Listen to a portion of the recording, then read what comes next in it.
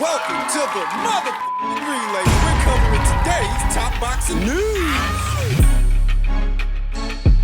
Okay, we'll start with this. An interesting observation from the former unified super featherweight champion Michaela who took to her social media and stated, "Let's start shopping for a proper cup for Natasha Jonas. Preferably one that doesn't cover up her entire body. Not even sure why us women have to wear cups in the first place. They don't require it in America, just in the United Kingdom. Honestly, pointless." This is ahead of what's supposed to be their fight for Natasha Jonas's IBF title. It is noticeable, the amount of surface area that is covered up on Natasha's midsection due to her protector, as opposed to what you see on Michaela that a lot of her midsection is exposed. She is a taller, longer fighter with a longer torso, better still. It's an interesting observation. I've not seen the point raised before that perhaps Natasha Jonas's protector is covering up too much of her midsection. I mean, you will notice that Katie Taylor, who's alongside her in this video,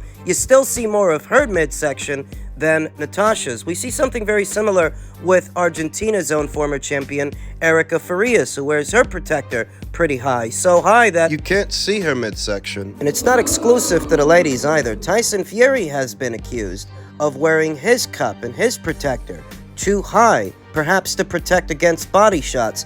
My interpretation of Michaela's observation is that she's taking a close look at Natasha Jonas because she is about to fight her, and she's looking for kinks in the armor that Natasha... That may be a weakness that she's covering up. Well, I don't know that Michaela is going to get anywhere with this, that she has any power at all to decide what kind of protector Natasha Jonas wears in a fight. Natasha Jonas is the A-side, she is the defending champion, and she is the house fighter. In many ways, this is a boxer show, not a top-ranked show. Michaela herself, she's the away fighter. For all her gripes and what seems to be a valid observation, I don't know that she has the power to change it, to do anything about it. Michaela will have height and length over Natasha Jonas. I even think she's a little faster than Natasha, and she's certainly a few years younger, even though Natasha doesn't look it. She is pushing 40. She's the stronger puncher of the two, Natasha Jonas. Even though she is some years older, she packs a bigger wallop than Michaela does. She is more the knockout merchant than Michaela is. Michaela has to use her jab and manage that distance to take away Natasha Jonas's power. Work around it. There's different ways to do that. Though it's easier said than done. Even though Natasha Jonas is the noticeably shorter fighter, she does have very long arms. So managing the distance might be trickier for Michaela than Michaela realizes. One way she can take Natasha Jonas's power away is the opposite of trying to stay on the outside, being so far on the inside that Natasha can't put her punches together. It just so happens that Michaela in spite of being a long and limber fighter, she's pretty good on the inside, perhaps better than Natasha Jonas. I feel like Natasha, to the eye, she needs a little bit more room to work, whereas Michaela showed in the Maiva Hamadouche fight that she's quite capable and comfortable banging on the inside, not just boxing from the outside. She can do both. Underlying principle of boxing from the outside is staying just out of striking distance of your opponent, thus they can't use their power against you. The underlying principle of boxing mid-range to inside is to be so close to their opponent, they can't really drive their shots. They can't really drive their punches, and they can't generate the same power without that bit of space. There's more than one way to skin a cat. She can try to take away Tasha's power by staying just on the outside of her, or she can try to take it away by smothering her, mid-range to inside. It's definitely an interesting fight. Michaela has to be on her P's and Q's because, I reiterate, she is the away fighter. She's the visiting fighter, the challenger to the champion. And she can't afford for this thing to be so close that they can swing it either way, because if they can, they'll swing it to Natasha. I think what Boxer would like to do is match the winner of the fight, whether the winner is Natasha or Michaela, against Lauren Price, Olympic gold medalist Lauren Price. Not completely sure that happens, as there would be bigger fights for the winner of the fight, whether the winner is Natasha or Michaela. There are bigger, more high-profile fights out there, like perhaps a unification match with Sandy Ryan or Jessica McCaskill, the other two champions at this weight. I don't know how receptive either Michaela or Natasha would be to a fight with Lauren after their fight. In the event, we've got to see what happens between them first. Men's lightweight news, Team Javante Davis does not believe that a fight with Jose Valenzuela, otherwise known as Rayo, they do not believe that a fight with him would last more than 3 rounds, and perhaps it wouldn't. Who's the best guy Rayo beat? Chris Colbert? Knocked him out pretty good in their rematch. Jose Rayo Valenzuela was apoplectic when he was given the first results after going 10 hard rounds with Chris Colbert a few months prior. The 24-year-old believed that he did more than enough to earn a victory. He was wrong. Valenzuela lashed out at Colbert, demanded a rematch, and refused to take no for an answer. His belly aching ultimately got him the sequel he believed he deserved. This time around, he told the 3 judges sitting ringside to take a smoke break, as he got rid of Colbert before the sound of the final bell. Before taking care of business, Valenzuela was given extra motivation to get the job done, with the WBA making the rematch a world title eliminator. So you already see how the stars are aligning. Devin Haney was this division's undisputed champion. All the titles that he used to hold are now about to go vacant, the WBA title among them. And it just so happens Javante Davis has held on to a WBA regular title for a long time now that could be used as a segue to fight for the full title. He didn't want to challenge Devin for his. If he's been hanging on to that secondary title for this amount of time, it's because he's been waiting for the full one to go vacant. Now, as it pertains to Rayo, immediately after decapitating Colbert, Valenzuela began putting pressure on the sanctioning body. The Mexican native is convinced that he's earned his spot with one of boxing's biggest stars and won't be dismissed. Kenny Ellis, however, one of Davis's assistant trainers, cracked a smile when Valenzuela continued to call out his fighter. If Davis decides that Valenzuela is next, fans should expect a short and violent night. I don't got him getting out of 3 rounds with Tank, said Ellis during an interview with Mill City Boxing. And maybe he doesn't. Javante Davis's matchmakers know what they're doing. Jose Valenzuela, like Mario Barrios, like Ryan Garcia, like Leo Santa Cruz, is the kind of fighter that steps into their punches. They step into their shots to bring other punches over, and the matchmakers know Javante won't have to chase them, so he can catch them in between the punches. normally Davis doesn't play around with his food. Before closing the curtains on his 2023, the Baltimore native took out a pair of Garcias, Hector Garcia and Ryan Garcia. Since ending their brazen trash talk, Davis has been seen going back and forth with Devin Haney. Presently, everything is fluid, meaning he's still in need of a dance partner. Valenzuela, considering his recent track record, is somewhat worthy of sharing the ring with Davis, according to Ellis. With that said, he has one glaring and obvious weakness that he must correct if he hopes to stand any chance with the pound-for-pound star. Jose Valenzuela, and any fighter like him, is right up Javante Davis's alley. This is the kind of fighter that the matchmakers look for. It's not even saying that Jose Valenzuela is a bad fighter, so much as he's a fighter that caters to Javante Davis's strengths, his counterpunching. Javante Davis, not being a very tall fighter, he's a short, stumpy little guy. He doesn't want to have to chase around a long, rangy fighter that's going to stay behind their jab, whereas a guy like Jose, he's not going to make you chase him. He's going to step into his jab to bring other punches over, and that gives Javante the opportunity to catch him in between. It was the same with Ryan, the same with Leo, and the same with Mario. It would be the same with Jose.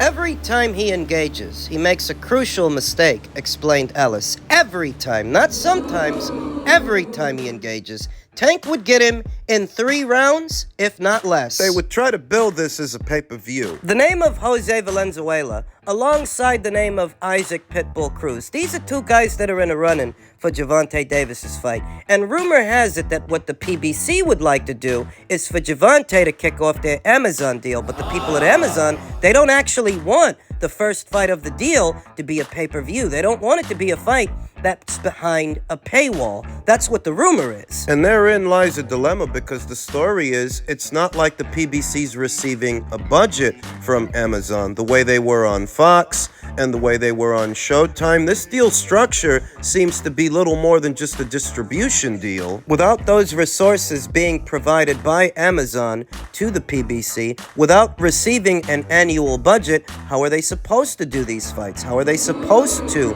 pay for them? The basic idea is that the pay-per-view would pay for itself, but if Amazon doesn't want the first fight of the deal to be a pay-per-view, what the hell are they gonna do? That's what the word round the campfire is. Word on the street. Ow. Not a pay-per-view that I imagine would sell very much, either a pay-per-view with Rayo or a rematch with Isaac. What the PBC might be telling themselves is that Amazon is such a big platform, you can market these pay-per-views to a huge audience, and that many more of them might buy those pay-per-views on that predication. But need I remind you that the PBC was already on a huge network, a huge platform, Fox, that reaches millions upon millions upon millions of American homes, more so than Showtime could. And while they were on Fox, most of the pay-per-views they put on, they didn't do astronomical numbers, in spite of Fox's reach. Spence versus Mikey Garcia, Spence versus Danny Garcia, Spence versus Sean Porter.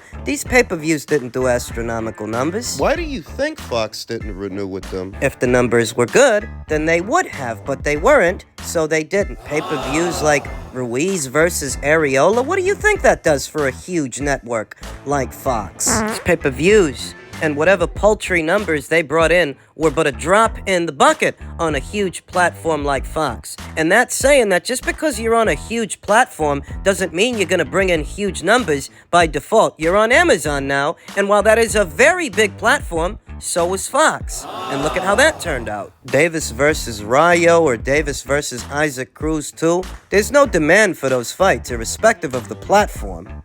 People at Ring Magazine have gone as far as ranking Javante Davis on their newly updated pound-for-pound list ahead of Teofimo, who is a bona fide 2-division champion, 2-division Ring Magazine and Lineal champion, and for that, they ranked Javante Davis ahead of him. They also ranked Errol Spence Jr. at number 7, in spite of the demoralizing loss that he suffered in his last fight. While some might agree with Terrence Crawford being ranked at number 1, some might agree with that. Do they also agree that Errol Spence should have a spot, or Javante Davis should have a spot, ahead of fighters like unified Ring Magazine Lineal champion Artur Beterbiev? He still has his belts. Errol doesn't. And what about 4-division champion of Japan, Kazuto Ioka? He's a bona fide 4-division champion, a full champion, and he's been unified before. Javante Davis, he hasn't. He's been hanging on to a secondary title since 2019 that he could have used at any time to get either Vasyl Lomachenko in the ring, or Teofimo Lopez, or George Kambosos, or Devin Haney. He's a fighter who's masquerading as a champion, and for that, Ring Magazine awards him a rank on their pound-for-pound list. This is why I don't abide by their list or anyone else's, because it's little more than just a popularity contest. What I notice most about the American market and its practices is that they're always trying to force it. They're always trying to convince you of something, that Javante Davis is a pound-for-pound fighter. Oh, perhaps he is more popular than a Teofimo Lopez or a Kazuto Ioka, Kenshiro Taraji, and an Artur Beterbiev. Perhaps he's more popular than they are, but last I checked, the pound-for-pound list ain't supposed to be a popularity contest. It's the fighter's skills you're intended to be measuring. Javante Davis has long ignored the outcry from the fans to fight the relevant fighters, the good fighters, at the weights he campaigns, and for that, the people at Ring Magazine award him a pound-for-pound ranking. So then what's the point in demanding that the best fight the best? What's the point in pursuing fights with the best fighters at your weight and fighting those fighters, beating those fighters. What's the point in unifying titles? Javante Davis doesn't have to. He never unified anything. What's the point in moving up in weight and becoming a champion at multiple weights? A full champion, not a secondary title holder, but an actual champion. What's the point in doing that? And what's the point in successfully defending your titles time and time again if you're going to award Javante a rank ahead of someone like Kazuto Ioka, who was just in action and racked up a highlight reel knockout? What about Artur Beterbiev? He successfully defended his titles several times. He's not even on the list. What's the point in doing any of that if the people at Ring Magazine are going to award Javante a rank ahead of those guys and Errol a rank ahead of those guys for no reason other that more Americans are familiar with them than they are those other fighters? It's a popularity contest more than a pound-for-pound list. And this is what I mean when I say the Americans are always trying to force it. They're trying to force-feed you this idea, force it upon you, that Javante Davis is one of the best fighters in the world, pound for pound, without him having to prove it the way some other fighters have had to prove it. They try to force it on you that way. They try to force you to believe that he's a big draw, that he's a big pay-per-view attraction. Well, I'll tell you what. The majority of his fights, the majority of his pay-per-views on the Showtime platform did not bring in big numbers. You've been exaggerating about his marquee value for years. You've been forcing it, trying to force it. Leonard Ellerby would tell you, the public decides who the star is. Tank is the star, period. The public decided their current commercial value is 50,000 pay-per-view buys in reference to Devin Haney. They had a very good gate, 1.7 million, but in what universe does someone think they can call the shots? Can't fool the public. No, you can't. And you don't fool me. Javante Davis has been boxing exclusively on the Showtime platform. All his pay-per-views were on Showtime. And the numbers that he brought to Showtime were not enough to keep Showtime in boxing. So what does that tell you? You keep saying that Javante Davis is a star. You keep patting yourself on the back for whatever numbers that he brought in, but whatever he brought in, it didn't impress Paramount. Whatever he brought in, it wasn't enough to keep Showtime boxing in the sport of boxing, to keep Showtime boxing afloat. Promoting his fights and marketing his fights is a big part of what saw Showtime leave the sport after 37 years. So perhaps you should curb your enthusiasm and stop exaggerating. Stop trying to force it. Outside of the Ryan Garcia fight that he helped you sell, Javante never brought big numbers to the Showtime platform. That was the only fight he had on the platform that moved the needle, and that was with Ryan's help. Outside of that, Javante Davis's numbers have never been anything to write home about. Now you're on Amazon, set to repeat the same mistakes, because no one is asking you to fight Rayo Valenzuela. No one is asking you to fight Isaac Cruz again. You fight those guys again, you're gonna bring in the same crappy numbers you've been bringing in. they're always trying to force it. They're trying to force you to believe that he's a pound-for-pound fighter. They're trying to force you to believe he's this big draw, this big pay-per-view attraction. They're always trying to force it, and it doesn't work. The one thing Leonard Ellerby did say that rings true is no, you can't fool the public. And by repeating the same lie over and over again, that's not gonna make it true. Go ahead and take all the credit for the numbers the Ryan Garcia fight brought in, but while you do that, let's see you do it again. Let's see you do it without him. I'll bet you don't. Not with Rayo, not with Isaac.